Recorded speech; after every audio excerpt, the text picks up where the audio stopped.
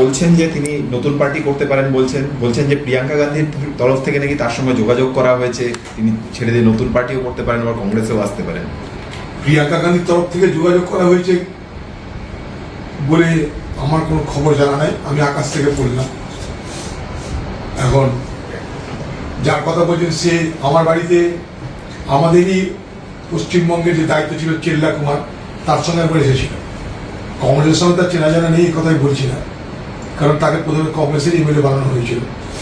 তবে প্রিয়ঙ্কাজির মতন নেতৃত্বের এত মাথা ব্যথা হবে তাকে নিয়ে কেন, এটা আমার জানা নেই, এটা আমার ব্যাখ্যার বাইরে।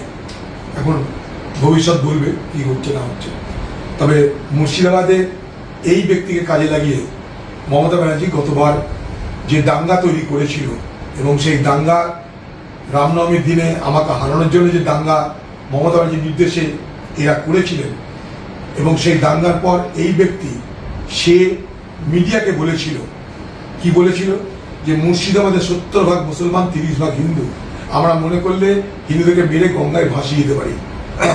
সেই প্রচারটা আমার বিরুদ্ধে যাতে ব্যবহার করা যায়, তাই জন্য মমতা ব্যানার্জির দল ক্যাসেটটা নিয়ে গিয়ে হিন্দুদের গ্রামে গ্রামে বিজেপির কর্মী সেজে প্রচার করলো হিন্দু এক হও।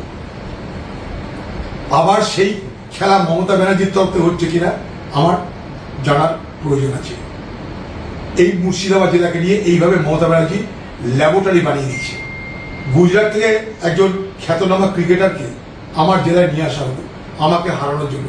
কোনো ব্যাপার না, আমি হারি বা জিতি কোনো ব্যাপার না, যে কোনো ব্যক্তির যে কোনো জায়গা থেকে দাঁড়ানোর অধিকার আছে, এবং আমাকে হারানোর অধিকারও আছে, এবং আমার ভিতরে লড়ারও অধিকার আছে। এতে কোনো আমার আপত্তি নেই, কোনো সংকোচ নেই, কোনো দ্বিধা নেই। কিন্তু আমার আপত্তিটা কোন জায়গাটা জানেন? এই মমতা ব্যানার্জির প্রতি, যে এই বহরমপুরের সাংসদ ইউসুফ পাঠানকে যখন বিদেশের প্রতিনিধি দলের সদস্য করা হলো, দেখুন ভারতবর্ষে সব থেকে বেশি মুসলমান বাস করে উত্তরপ্রদেশে, তারপরে হচ্ছে পশ্চিমবঙ্গ। সেই পশ্চিমবঙ্গের একজন মুসলমান জনপ্রতিনিধিকে, যেখানটায় সরকার হ্যাঁ বললেও পারতো, কোনো অসুবিধা ছিল না, তাকে না পাঠিয়ে তার নিজের ভাইপোকে পাঠানোর মধ্য দিয়ে আমি বলবো এটা বাংলার মুসলমান সমাজকে অপমান করেছে। কারণ তোমরা মুসলমানকে ব্যবহার করছো আমার বিরুদ্ধে হারানোর জন্য। একজন মুসলমান পার্সোনালিটিকে, তার খ্যাতি আছে, তার প্রতিপত্তি আছে, তার পরিচয় আছে, তাকে তোমরা ব্যবহার করবে। আরেকটা মুসলমান নেতাকে হিন্দু ভোট এক কাটা করার জন্য আমার বিরুদ্ধে দাঙ্গা করতে উৎসাহিত করবে। তাহলে মুসলমান সমাজের নেতারা, প্রতিনিধিরা, তারা কি শুধুমাত্র মমতার জন্য ব্যবহৃত অস্ত্র হবে, না তাদের নিজস্বতা থাকবে? কেন ইউসুফ পাঠানকে বিদেশে পাঠানো হলো না? কেন? মুসলমান দেশগুলোতে তার মতো একটা ব্যক্তিত্ব অনেক বেশি প্রভাব পড়তো, যেটাকে আমরা বলি সফট ডিপ্লোম্যাসি। সেই সফট ডিপ্লোম্যাসিতে অনেক প্রভাব পড়তো। কেন তাকে যেতে দেওয়া হলো না? মমতাজি কোন অধিকারে যেতে দিল না তাকে? এই সরকার শশী থারুরকে পছন্দ করেছিল, গেছে, আমরা কি আপত্তি করেছি?